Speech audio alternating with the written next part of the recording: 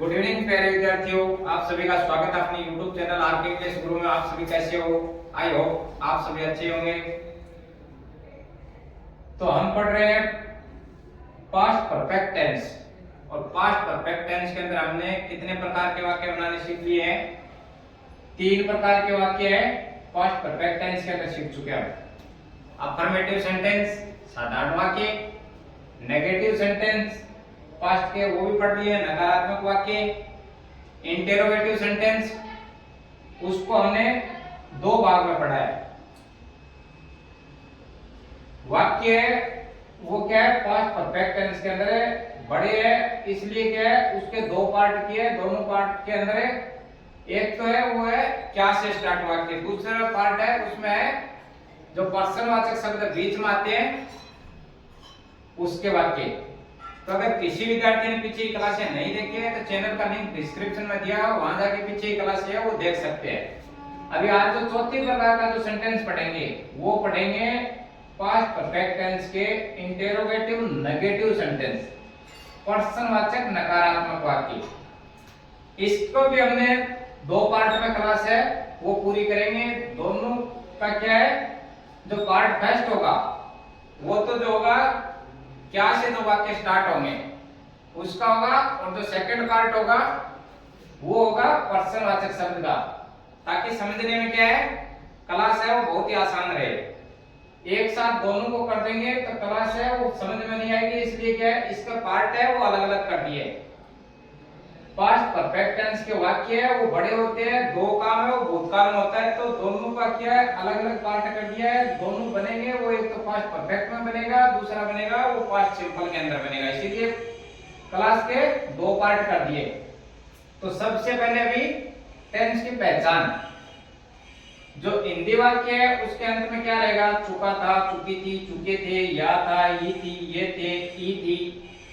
ये तो हिंदी वाक्य है उसके लास्ट में रहेंगे। दोनों कार्य क्या रहेंगे, दोनों कार्य भूतकाल में समाप्त होंगे।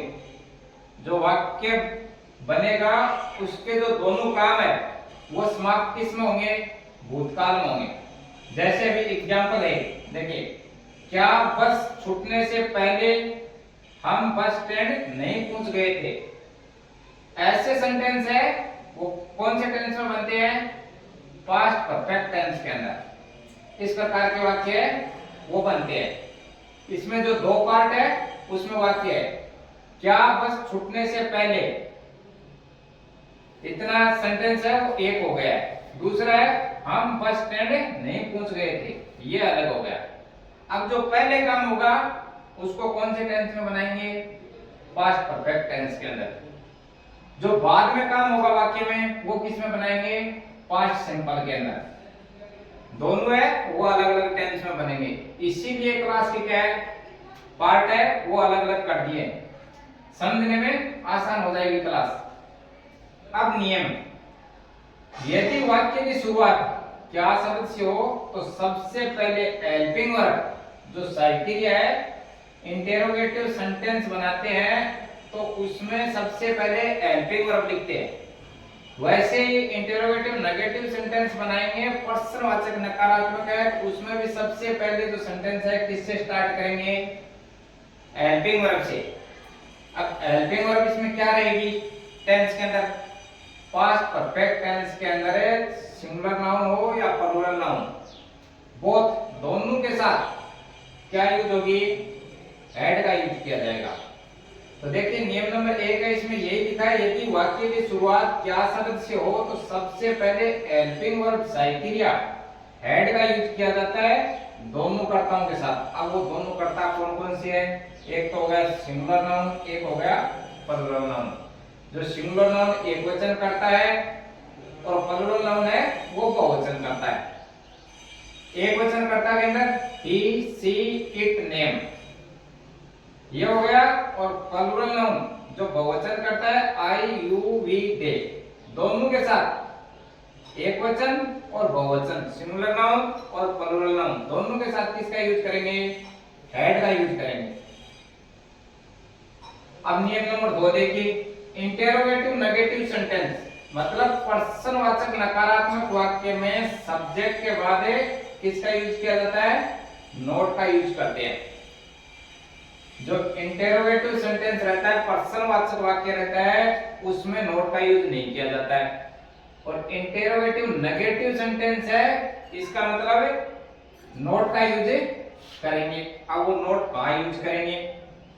तो देखिए, इंटेरोगेटिव नेगेटिव सेंटेंस प्रश्नवाचक नकारात्मक वाक्य में नोट है वो सब्जेक्ट के बाद यूज करेंगे। तो सबसे पहले क्या आएगी? हेल्पिंग वर्ब साइकिलिया। देन उसके बाद क्या आएगा? सब्जेक्ट, जो वाक्य में काम को करने वाला है वो। उसके बाद नेगेटिव है तो नोट का यूज करेंगे। अब नियम नंबर 3 है, वो देखिए, मुख्य क्रिया जो मेन वर्ब है जिसको बोलते हैं, उसकी कौन सी फॉर्म का यूज किया जाता है? थर्ड फॉर्म का यूज किया जाता है। तो इसमें 3 नियम है, वो हमने बना लिए। नियम से क्या है? वाक्य बनाने में बहुत ही आसानी हो जाती है। तो पार्ट फर्स्ट के अंदर हम किस प्रकार के वाक्य बनाएंगे?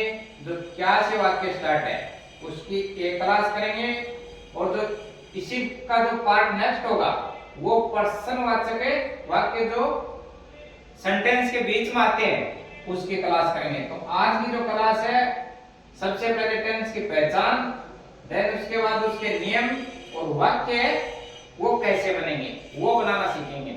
तो अभी आगे की क्लास के अंदर वाक्य पास्ट परफेक्ट टेंस के कैसे बनाते हैं वो सीखेंगे। अभी देखिए, पास्ट परफेक्ट टेंस के अंदर है जो फॉर्मूला है इंटेरोगेटिव नेगेटिव सेंटेंस का। सबसे पहले हेल्पिंग वर्ब साइकिलिया, देन उसके बाद है सब्जेक्ट, उसके बाद नेगेटिव सेंटेंस है तो किसका यूज करेंगे? नोट का। उसके बाद टेंस के अंदर हमें मेन वर्ब है, उसकी कौन सी फॉर्म यूज कर रहे हैं? Third form.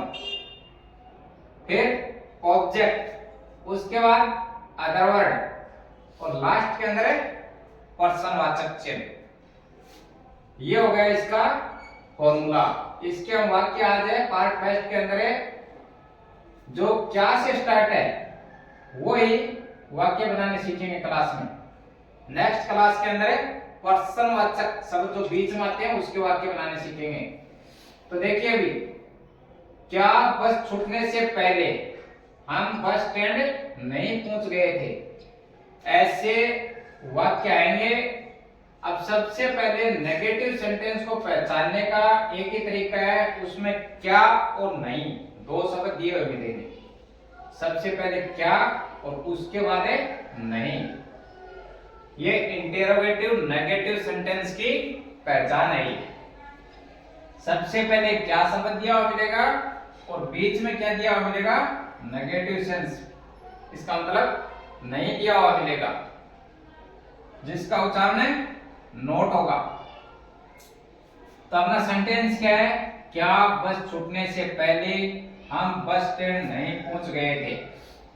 अब बनाने का जो तरीका है वो देखिए इसका कैसे है। सबसे पहले क्या है? वाक्य के अंदर है दो काम होंगे, दोनों काम क्या होंगे? पास्ट के अंदर होंगे। कौन से टेंस के अंदर होंगे? पास्ट परफेक्ट टेंस के अंदर जो वाक्य बनाते हैं जिसमें दो काम होंगे, वो दोनों किस में होंगे? पास्ट के अंदर होंगे, भूतकाल के अंदर। दोनों काम समाप्त। तो अभी बनाने का तरीका है, जो पहले काम होगा वो कौन से टेंस में बनाएंगे? पास्ट परफेक्ट टेंस के अंदर बनाएंगे, और जो दूसरा काम समाप्त होगा वो किस में बनाएंगे? वो बनाएंगे पास्ट सिंपल टेंस के अंदर। दोनों का अलग अलग, पहले जो काम हुआ वाक्य का वो बनाएंगे पास्ट परफेक्ट टेंस के अंदर, और दूसरा बाद में जो समाप्त हुआ है, दोनों काम क्या होंगे?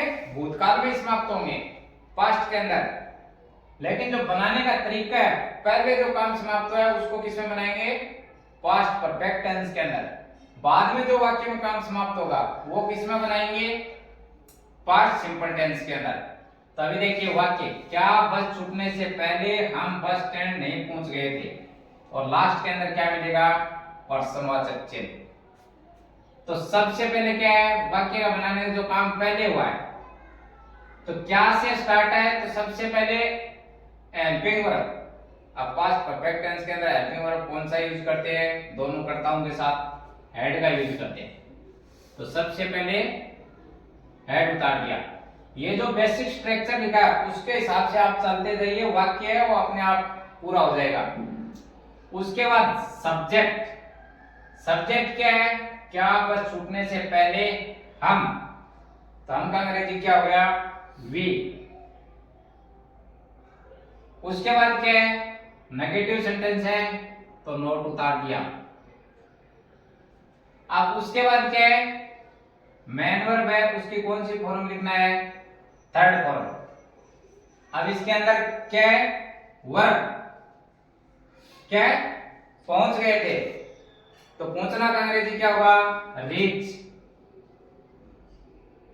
और उसका थर्ड फॉर्म क्या होगा, reached. Had we not reached. बाद में क्या है, ऑब्जेक्ट। ऑब्जेक्ट वाक्य में क्या है, बस स्टैंड। बस स्टैंड लिख दिया। उसके बाद क्या है, पहले, तो पहले का अंग्रेजी क्या हो गया, बिफोर। उसके बाद वाक्य में क्या बच गया, बस छूटने से पहले, तो बस स्टार्टेड।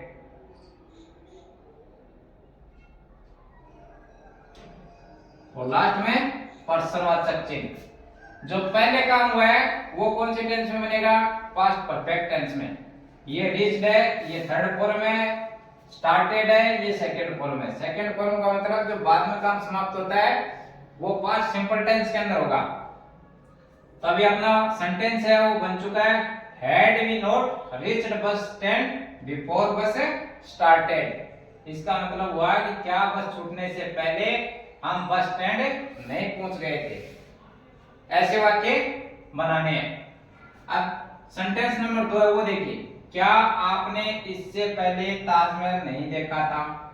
तो सबसे पहले टेंस की पहचान, था का सेंस आ रहा है। उसके बाद कौन से सेंटेंस बना रहे हैं, interrogative negative sentence. Interrogative negative sentence का पहचानने का एक ही तरीका है, सबसे पहले क्या से वाक्य स्टार्ट होगा, बीच के अंदर वाक्य में क्या है, नहीं किया हुआ मिलेगा। यह पहचानने का तरीका है इसका। अब इसको फॉर्मूले की सहायता से बनाते हैं। तो सबसे पहले हेल्पिंग वर्ब, सिंगुलर नाउन हो या प्लूरल नाउन, एक वचन करता हो या बहुवचन करता, पास्ट परफेक्ट टेंस के अंदर दोनों के साथ किसका यूज करते हैं, हेल्पिंग वर्ब का, हेड का। हेड उतार दिया। उसके बाद क्या है, सब्जेक्ट। अब क्या आपने इससे पहले ताजमहल नहीं देखा था, तो वाक्य में जो काम को करने वाला होता है वो क्या होता है, सब्जेक्ट। आपने का अंग्रेजी क्या हो गया, यू। अब उसके बाद स्टेप बाय स्टेप चलते रहिए। नेगेटिव सेंटेंस है तो नोट उतार दिया, नोट। उसके बाद क्या है, वर्ब की थर्ड फॉर्म, जो मेन वर्ब मुख्य क्रिया आपने उसकी कौन सी फॉर्म उतारना है, थर्ड फॉर्म। देखा, सी, सा, सीन, थर्ड फॉर्म। सीन है वो थर्ड फॉर्म होगा। बचा क्या ऑब्जेक्ट में, द ताजमहल।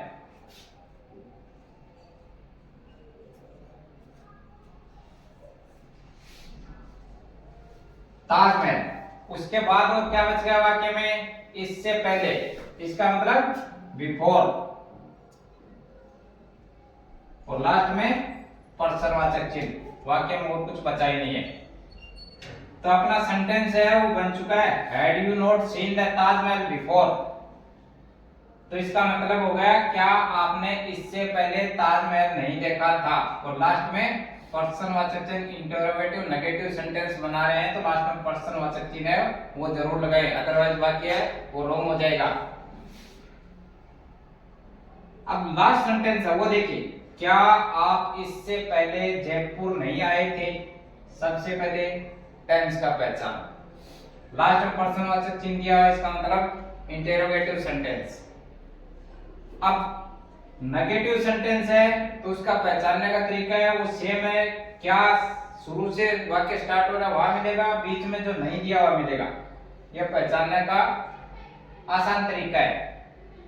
तो अभी इसको बनाते हैं। सबसे पहले क्या है, इंटेरोगेटिव सेंटेंस, मतलब हेल्पिंग वर्ब से स्टार्ट होगा। हेल्पिंग वर्ब है, पास्ट परफेक्ट टेंस के अंदर हेड का यूज किया जाता है दोनों कर्ताओं के साथ, हेड। उसके बाद क्या है, सब्जेक्ट। अब वाक्य में सब्जेक्ट देखिए, क्या आप इससे पहले जयपुर नहीं आए थे? तो आप, इसका अंग्रेजी क्या हो गया, यू। उसके बाद नेगेटिव सेंटेंस है तो नोट लिखा फॉर्मूले में, वो उतार दिया। उसके बाद क्या है, वर्ब की थर्ड फॉर्म, जो मुख्य क्रिया है। अब मुख्य क्रिया वाक्य में क्या है, आए। आना का अंग्रेजी क्या होता है, कम। अब इसकी जो फॉर्म होती है, कम, केम, कम, कम। अब ऑब्जेक्ट, किसके ऊपर काम हो रहा है, जयपुर।